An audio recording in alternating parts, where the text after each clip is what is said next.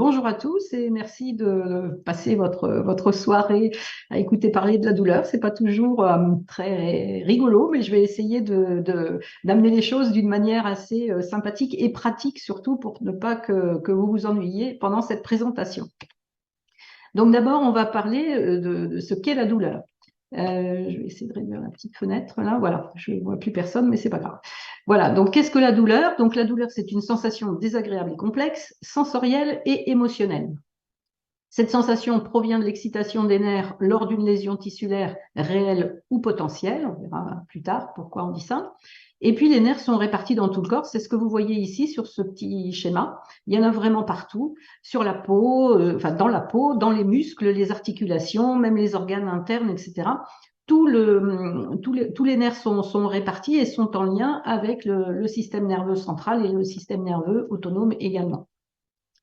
Donc la douleur, c'est avant tout un signal d'alarme. C'est pour ça qu'il ne faut pas systématiquement supprimer une douleur sans se poser la question de chercher, enfin, sans chercher la cause de cette douleur. Puisque si ce serait un petit peu comme éteindre un voyant sur le tableau de bord de la voiture, par exemple, un petit voyant orange qui s'allume et qui nous signale qu'il y a un problème quelque part. Si ça nous stresse, on a tendance à enlever le fusible qui correspond à ce voyant. Mais à ce moment-là, le problème va continuer et puis à un moment, on va tomber en panne et on n'aura pas vu la panne arriver. Eh bien, c'est pareil pour la douleur. Avant de traiter une douleur, il faut d'abord savoir quelle en est la cause, rechercher ça éventuellement avec une consultation médicale et en fonction du résultat, eh bien, on pourra choisir un antalgique. Alors, les causes de la douleur, donc c'est assez varié. Vous le savez très bien, tout le monde connaît les lésions tissulaires visibles, des piqûres, des coupures. Je pense que c'est arrivé à chacun d'entre vous. Donc, quand il y a une douleur, ça nous signale qu'il s'est passé quelque chose. Parce que si on ne sentait rien du tout, et il existe des gens qui ne sentent rien, mais à ce moment-là, c'est un petit peu problématique parce qu'ils peuvent très bien se couper, se blesser sans s'en apercevoir. Et à ce moment-là, la plaie ne sera pas désinfectée, ils vont encore aggraver les choses, etc. Donc, même si ce n'est pas agréable, c'est utile. Il y a aussi des lésions tissulaires invisibles quand il s'agit d'organes internes, par exemple. Mais quelquefois, il se passe quelque chose à l'intérieur du corps, on a une douleur, mais on ne voit rien. Donc là, évidemment, on va consulter son médecin. Et puis, il peut s'agir aussi d'une lésion d'un nerf, soit un traumatisme, soit aussi dû à une infection. Et entre autres, on pense au zona, qui est une infection virale et qui va donner des douleurs sur tout le trajet d'un nerf. Il peut y avoir des troubles psychiques aussi qui vont donner des douleurs. Donc la douleur est influencée par différents facteurs, entre autres l'humeur, les émotions, et puis les souvenirs d'anciennes douleurs aussi qui peuvent réactiver les douleurs actuelles. Alors, il y a des facteurs psychologiques qui influencent la perception de la douleur, comme la fatigue, par exemple. Quand on est fatigué, on est moins tolérant à la douleur. Les troubles du sommeil. Alors, la douleur peut aussi entraîner des troubles du sommeil. Donc, après, voilà, c'est un cercle vicieux. La mauvaise qualité du repos qui peut être due à la douleur aussi va faire que voilà, on va être plus fatigué et on ressentira plus les douleurs. Et puis, tout ce qui est mal-être, état dépressif également. Et puis, il y a aussi l'absence de reconnaissance du vécu douloureux. Quelquefois, on se plaint et puis l'entourage en a tellement marre qu'il ne fait plus attention à ça. Et quelquefois, c'est aussi les soignants qui ne prennent pas en compte vraiment la douleur des patients. Et ça, c'est quelque chose qui est vraiment, qui aggrave encore le vécu douloureux. Alors, 30% des adultes en France souffrent de douleurs chroniques. Alors, attention, d'intensité modérée à sévère. Ça veut dire qu'il y a beaucoup plus de gens que ça qui souffrent en fait de douleurs chroniques, mais on n'a pas compté là-dedans tout ce qui était d'intensité légère. Alors, il peut s'agir de lumbago, par exemple, ça peut être des problèmes digestifs, ça peut être des suites d'interventions chirurgicales, ça peut être des maux de tête et tout un tas de douleurs. À stimuli égal, il est prouvé que les femmes ressentent plus la douleur que les hommes. Alors, je ne peux pas vous expliquer exactement pourquoi. Il est possible que ce soit en lien avec nos hormones sexuelles, puisque nous n'avons pas les mêmes hormones que les hommes. Et donc, cette différence d'hormones sexuelles entraîne tout un tas de différences au niveau du fonctionnement de l'organisme, entre autres au niveau du système immunitaire, etc. Et c'est peut-être ça aussi qui fait que la douleur n'est pas perçue de la même manière chez les hommes et les femmes. Alors, il existe deux types de douleurs. Les douleurs aiguës, qui normalement sont des douleurs brèves et réversibles, qui peuvent être dues à des blessures, à des examens médicaux, à de la chirurgie, etc. Et puis les douleurs chroniques. Alors on dit douleurs chroniques quand elles sont là depuis plus de 3 mois et elles peuvent être consécutives à des blessures, à des lésions nerveuses, ça peut être une polyarthrite aussi, de l'arthrose, etc. Alors comment supprimer ou atténuer la douleur? Alors, je vous explique d'abord, je ne sais pas si vous avez la petite barre là-haut aussi, mais il y a c'est le trajet de l'influx nerveux, le titre, au cas où vous ne verriez pas ça. Et donc, l'influx nerveux, qu'est-ce que c'est? C'est un peu ce petit courant électrique qui va circuler le long du nerf, le long d'un nerf sensitif. Et donc, c'est une activité électrochimique transmise donc le long du nerf sous la forme d'une séquence de potentiel d'action. Donc, ça paraît un peu compliqué, mais on voit un mot qui est électrochimique et qui nous indique qu'on va avoir deux manières éventuellement de stopper cette douleur, parce que tous les traitements antidouleurs ont pour but de modifier le message qui se transmet le long du nerf sensitif de façon à ce que le cerveau ne perçoive pas cette sensation douloureuse. Donc, on pourra utiliser soit de la chimie, soit de la physique pour arrêter ou modifier ce signal. Alors, ce signal, il prend son origine dans les capteurs périphériques des nerfs sensitifs et en général, c'est relié aux organes des sens. Donc, l'organe des sens du toucher, c'est la peau. Hein. Pour la vision, ce sont les yeux. Pour l'audition, les oreilles. Pour l'olfaction, c'est le nez. Pour le goût, c'est la bouche. Bon, évidemment, on ne va pas coller un patch sur la langue, vous aurez bien compris. Mais là, je vais vous expliquer encore avec des exemples concrets comment ça se passe. Alors, premier exemple, on va prendre la vision comme premier exemple. Par exemple, je vous dis, voici un citron. Je l'ai coupé, vous allez pouvoir croquer dedans. Donc, tout de suite, vous avez vu le citron. Donc, votre œil, il a des capteurs, des capteurs sensoriels. Il va transmettre l'information le long du nerf sensitif au cerveau. Et le cerveau, qu'est-ce qu'il va faire? Il va transmettre l'information à un nerf moteur. Et qu'est-ce qu'il va faire, ce nerf moteur? Il va vous faire saliver. Et si ça se trouve, au moment où je vous parle, eh bien, vous êtes déjà en train de saliver parce que vous avez vu le citron. Et pourtant, vous n'avez pas de citron à côté de vous, mais n'empêche que ça a déclenché ce réflexe. Autre exemple, donc le toucher. Prenez une bougie, mettez votre main au-dessus de la bougie. Votre peau va percevoir, grâce aux fibres nerveuses sensitives qui sont ici et à différents petits capteurs qui se trouvent à l'intérieur de la peau, va percevoir la chaleur. L'information va être transmise le long du nerf sensitif au niveau du cerveau, qui va transmettre aussi au nerf moteur. Et qu'est-ce qu'on va faire? Eh bien, le nerf moteur, il va commander les muscles du bras, par exemple, pour qu'on enlève la main. Alors évidemment, pris 3/4 d'heure, hein, c'est quasiment instantané. Donc, c'est vous dire à quelle vitesse ça tourne dans cet ordinateur central qui est le système nerveux central et le cerveau. Troisième exemple, c'est l'anesthésie dentaire. Donc, je pense que vous êtes tous allés chez le dentiste à un moment ou à un autre. Donc, quand on veut soigner une dent, on va faire une injection d'un produit anesthésiant. Et on vise un nerf qui s'appelle le nerf trijumeau, que ce soit pour les dents du haut ou les dents du bas. Ce nerf a plusieurs ramifications. Et donc, on va anesthésier tout ce faisceau nerveux. Et comme ce nerf trijumeau, c'est un nerf mixte, il est à la fois sensitif et moteur, eh bien, c'est ce qui explique qu'on va bloquer la conduction de l'influx nerveux sur les deux branches, sur les fibres à la fois motrices et sensitives, ce qui fait que vous allez pouvoir avoir un soin dentaire non douloureux puisque le nerf a été anesthésié, mais vous aurez aussi la lèvre qui tombe ou la joue tout engourdie, vos muscles masticateurs ne fonctionneront pas bien puisque le nerf moteur qui les commande a été lui aussi anesthésié.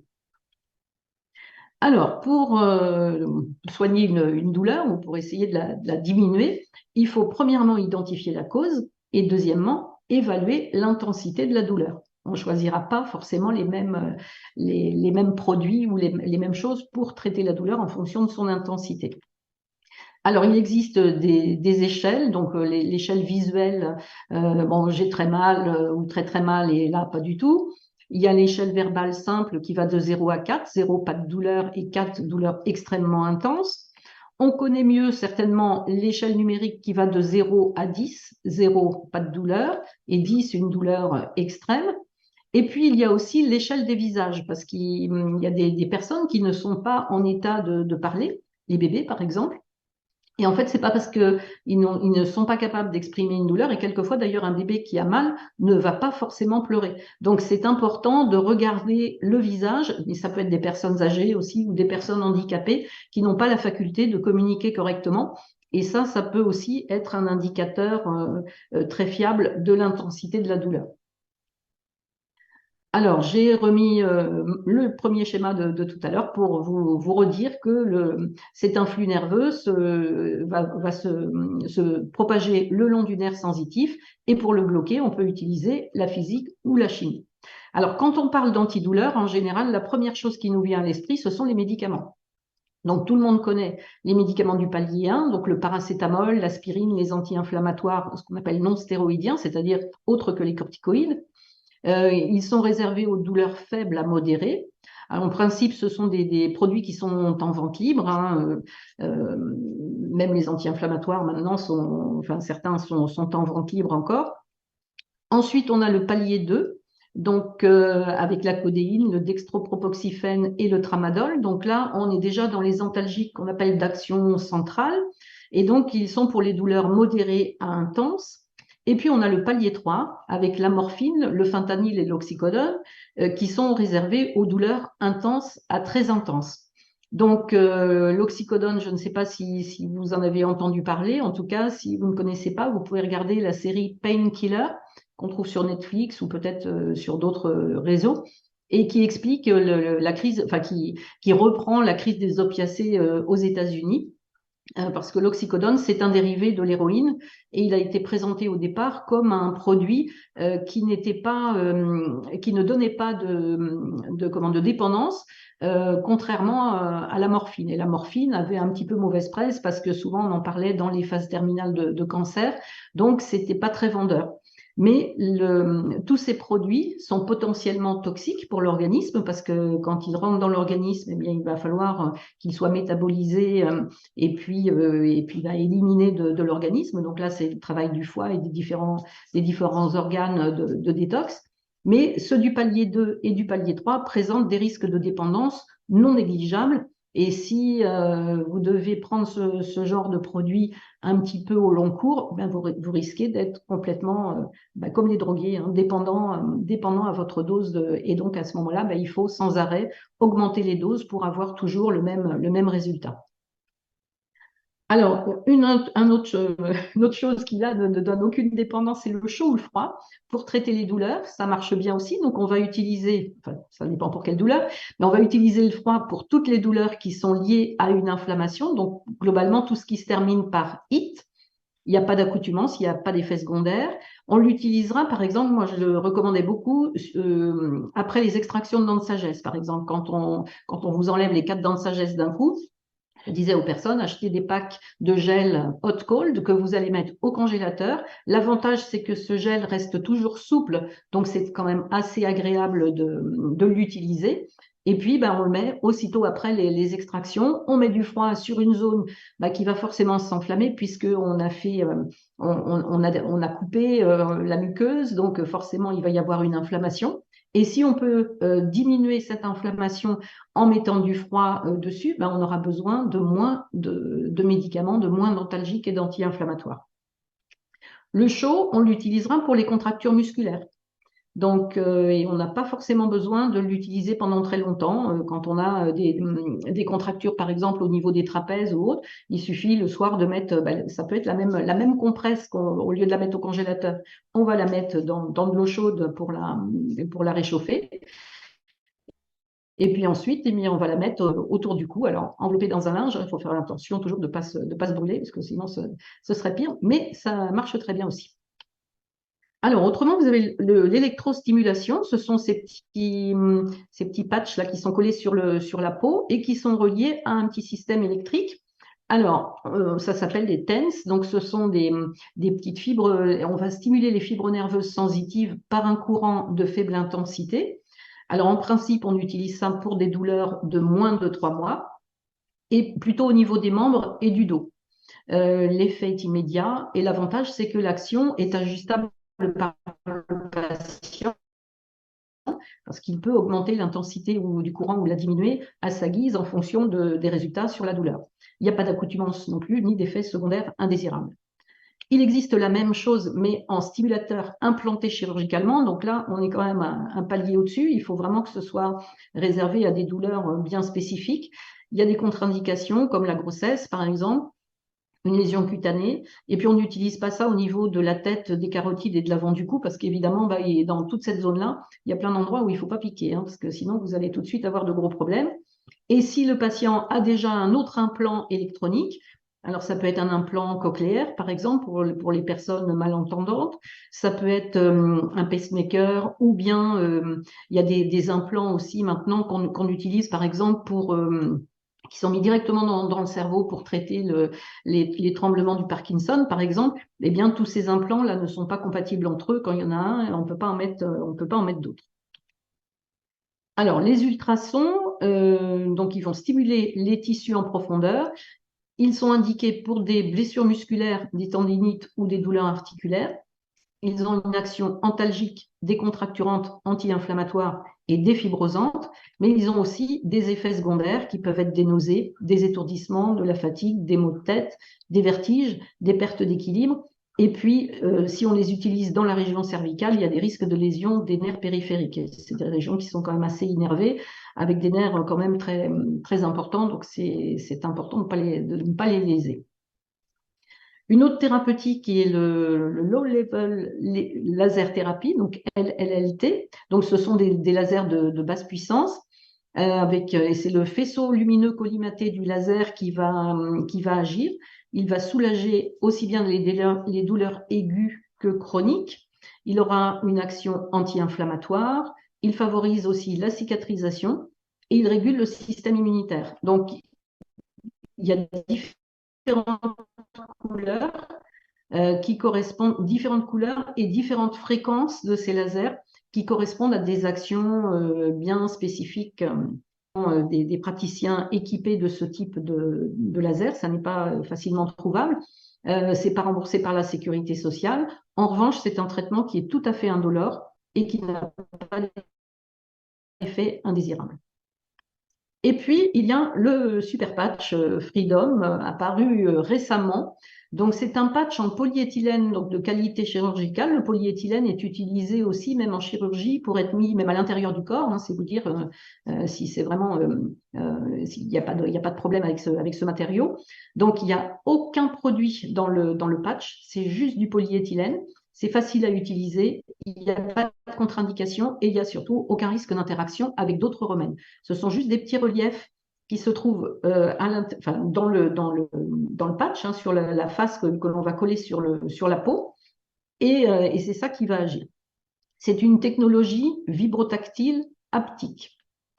Alors, qu'est-ce que c'est? Donc, c'est des choses que vous utilisez peut-être déjà sans le savoir, parce que c'est utilisé beaucoup dans l'électronique. Mais dans la santé, c'est un petit peu la première fois que ça s'utilise.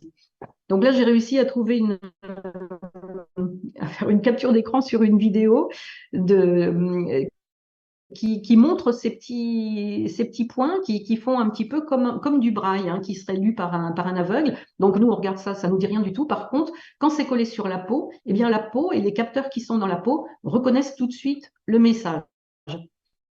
Et donc, c'est fait pour agir sur ce qu'on appelle la neuromatrice de la douleur, qui est un réseau de voies et de circuits neuronaux qui répondent à une stimulation sensorielle. Et là, dans le cadre de la douleur, on l'appelle nociceptive. Donc, les chercheurs ont montré que ces voies et les ondes du cerveau associées à la neuromatrice peuvent changer en réponse à des stimuli externes. Et donc, entre autres, quand on colle un patch sur la peau, eh bien, si on fait un électroencéphalogramme, par exemple, eh bien, on va remarquer des différences dans l'électroencéphalogramme. Et c'est quasi immédiat. On compte quelques secondes et on a les résultats. Et cette technologie, donc, elle est conçue pour cibler les voies nociceptives et elle est censée perturber la neuromatrice de la douleur. Donc, c'est ce que je vous expliquais sur les petites cellules nerveuses que je vous ai montrées avant. On perturbe le message de façon à ce que le cerveau, par tous les moyens que je vous ai expliqués avant, et en fait, le but, c'est de perturber le message de façon à ce que le cerveau ne perçoive pas la douleur.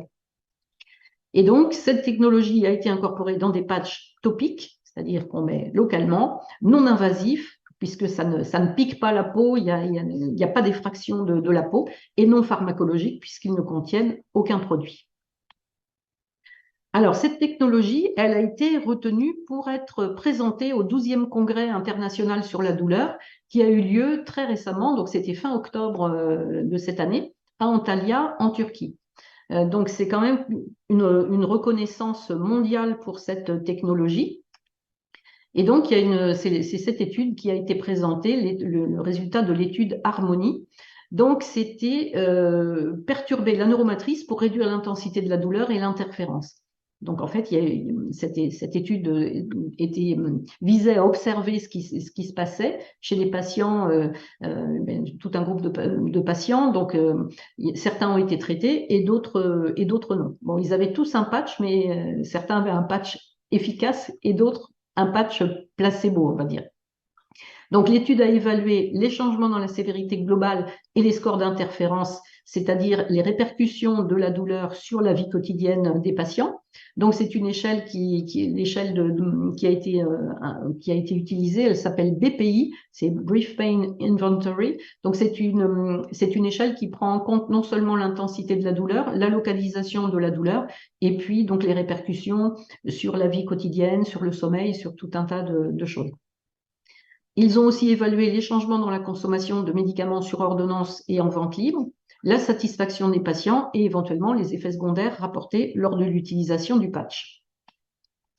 Alors, dans cette étude, il y avait 148 patients, 96 femmes et 52 hommes. L'âge moyen était de 52,9 ans. Bon, c'est les statistiques. Donc, le groupe traité comprenait des patients de 18 à 85 ans inclus.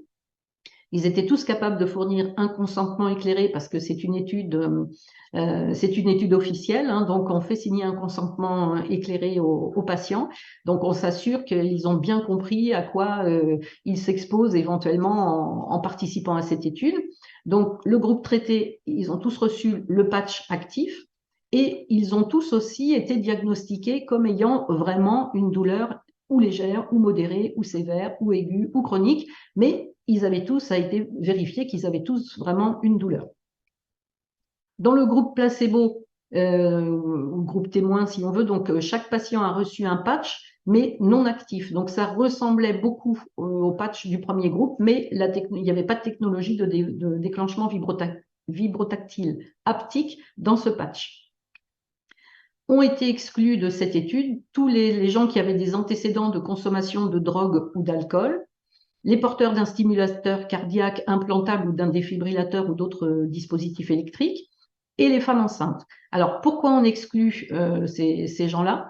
Eh bien, parce que pour ne pas avoir de biais d'interprétation une fois avoir obtenu les résultats de l'étude. Parce qu'évidemment, quelqu'un qui a déjà consommé de l'alcool et des drogues de manière très régulière, eh bien, on peut se demander s'il n'est pas accro à ces produits-là. Donc, peut-être qu'à ce moment-là, l'efficacité du patch ne sera pas la même. Ceux qui ont, pareil, un stimulateur cardiaque ou différentes choses, bon, je vous ai dit que le patch n'avait pas de contre-indication, mais on va mettre à ce moment-là le patch sur des personnes qui ont déjà des pathologies assez lourdes et on peut se demander après si le résultat qu'on obtient à la fin de cette étude, s'il est vraiment en lien avec le patch ou s'il a été perturbé par la pathologie déjà de la personne. Et chez les femmes enceintes, il y a tellement de modifications hormonales aussi à prendre en compte dans le corps de la femme que ça complique aussi les résultats. Donc c'est pour ça qu'on fait attention aux patients qui sont choisis. Alors évidemment, les gens qui ont participé, enfin les gens qui ont supervisé l'étude ne savaient pas qui avait le patch actif et qui avait le patch inactif, parce qu'il ne faut pas perturber les résultats. Donc tous ont rempli donc le questionnaire avant, enfin à J0, donc c'est-à-dire avant de mettre les patchs, à J7, c'est-à-dire une semaine après, et puis à la fin de l'étude à J14. Donc ils devaient indiquer la nature de la douleur. Donc il y en avait qui souffraient d'arthrite, d'autres de neuropathie ou de radiculopathie. Radiculopathie, c'est par exemple une sciatique, hein, c'est une douleur le long du trajet à la racine d'un nerf. Arthrose, alors vous allez me dire, entre arthrose et arthrite, quelle est la différence? Eh bien, la différence, c'est que l'arthrite, c'est quelque chose qui va faire mal, enfin, surtout la nuit, et puis qui va faire mal même au repos. Alors que l'arthrose, en général, au repos, la personne est à peu près tranquille, la douleur ne va se déclencher que quand l'articulation est en mouvement. C'est un petit peu la différence entre les deux. Et autrement, il y avait des douleurs myofaciales ou musculo-squelettiques aussi, donc dans les personnes qui ont participé à l'étude. Alors, la localisation de la douleur, donc sur ce questionnaire, il y avait des silhouettes, vous voyez, de face et de dos. Et donc, les personnes devaient entourer la zone douloureuse. Donc, il y avait aussi bien des douleurs au niveau du cou, des épaules, du dos, des mains, des pieds, des hanches, des genoux. Enfin bref, ça pouvait être n'importe quelle localisation. Mais pour chaque personne, on n'a retenu qu'une seule plainte et une seule localisation par personne, parce que sinon, c'est trop compliqué après pour évaluer les choses. Et puis, bien sûr, la gravité de la douleur était évaluée sur une échelle de 0 à 10, et puis ainsi que l'impact de cette douleur sur le fonctionnement quotidien, la manière de marcher, le sommeil, si la personne pouvait faire son activité quotidienne normalement ou pas. Et il devait aussi indiquer les médicaments utilisés. Alors, les instructions qui ont été données, c'est que les patchs devaient être mis, donc ce sont des patchs donc, qui ne contiennent ni médicaments ni source d'énergie. Ils ont un côté avec un adhésif, donc on décolle la pellicule comme sur un pansement classique, et puis on colle le patch. Donc les patients ont tous reçu pour instruction de porter le patch le plus près possible du site de la douleur et de le remplacer chaque jour. Alors, c'est important de mettre le patch sur une zone où il n'y a pas de poils, de façon à ce qu'il soit bien à plat sur la peau. Et puis, on évite de le mettre sur une articulation, parce que, évidemment, quand on va plier l'articulation, eh bien, on risque de froisser le patch ou de le faire se décoller plus facilement. Mais donc, l'ordre a été donné de le mettre le plus près possible donc de la zone douloureuse. Je vois que j'ai des petits messages qui arrivent. C'est pas. Alors, autrement, donc, il y avait des médicaments oraux qui étaient pris. Donc, à J0, l'inventaire a été fait. Il y avait 56% des personnes qui prenaient des analgésiques en vente libre, 53% prenaient des anti-inflammatoires sur ordonnance, 16% prenaient des relaxants musculaires et 2% seulement prenaient des opioïdes ou des anticonvulsivants. Et à J14, eh bien, il n'y avait plus que 14% des personnes qui prenaient des anti-inflammatoires sur ordonnance. Je précise que les résultats que je donne ne concernent que le groupe des personnes traitées. Hein, là, on ne parle pas du groupe des personnes qui avaient le patch inactif. Alors, pour le soulagement de la douleur, donc au premier jour, il y avait déjà 27,6% des personnes qui avaient un soulagement de la douleur, ce qui est déjà quelque chose en une journée, bon, c'est déjà un très bon résultat. Au 7e jour, 61% des personnes avaient un soulagement de la douleur et 55% d'entre elles ont dit que le soulagement de la douleur arrivait en moins de 20 minutes. Donc, c'est quelque chose de très rapide. Et au 14e jour, 72% des personnes avaient un soulagement de la douleur et pour 74% d'entre elles, le soulagement de la douleur arrivait en moins de 20 minutes. Donc, a priori, plus on laisse longtemps le patch, plus l'efficacité est importante. Et donc, pour ceux qui ont des douleurs chroniques, c'est vraiment important. Ensuite, ils ont mesuré le temps avant la réinstallation de la douleur. Donc, 10% n'avaient pas de douleur après le retrait du patch. 21% avaient une douleur absente encore 2 heures après le retrait du patch. Et pour 44%, donc le retour de la douleur a mis plus d'une journée après le retrait du patch pour revenir. Donc, c'est quand même intéressant aussi. Alors qu'avec les médicaments chimiques, souvent, eh bien, dès que ça ne fait plus effet, la douleur revient aussitôt. Donc, ils n'ont noté aucune réaction cutanée avec l'utilisation de ces patchs et aucun événement indésirable grave. Il y a juste quelqu'un qui a eu un gonflement au niveau de la peau, mais qui a été vu par un des cliniciens et qui a jugé que c'était absolument pas grave. Et donc, ça s'est passé assez rapidement. Donc, sur 14 jours, 82% ont utilisé moins ou beaucoup moins de médicaments oraux. 83% sont très ou extrêmement satisfaits. Il y a une amélioration de la qualité de vie et plus particulièrement une amélioration de l'activité générale, de l'humeur, des relations aux autres, du sommeil, de la capacité à travailler normalement, de la capacité à marcher et de la joie de vivre aussi, ce qui est vraiment, vraiment très bien. Et donc, sur 148, donc, un seul a eu un effet indésirable, un gonflement. Voilà. Alors, donc, ce patch, donc il est rose, hein, on le met donc directement sur la peau. Et puis, vous voyez les petits capteurs qui sont ici, qui vont permettre de récupérer le message qui vient du patch, hein, juste par le sens du toucher. Et puis, ça va aller le long des voies des nerfs sensitifs pour remonter jusqu'au niveau du cerveau. Et au niveau du cerveau, ben, on a voilà, les entrées sensorielles et les sorties motrices. Voilà comment fonctionne notre corps. Donc, c'est vraiment très, très simple d'utilisation et puis absolument pas contraignant. Et puis surtout, sans aucun produit, sans aucune technologie à l'intérieur, parce qu'il existe des patchs aussi qui contiennent des ondes électromagnétiques ou des choses comme ça. Et bon, ça peut perturber certaines personnes, mais là, il n'y a absolument rien dedans.